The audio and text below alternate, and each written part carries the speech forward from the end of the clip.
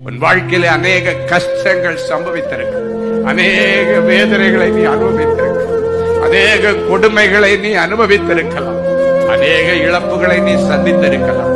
இவைகள் எல்லாம் ஆண்டவருடைய நாமம் மகிமைப்படும்படி உனக்கு அனுமதிக்கப்பட்டிருக்கிறது.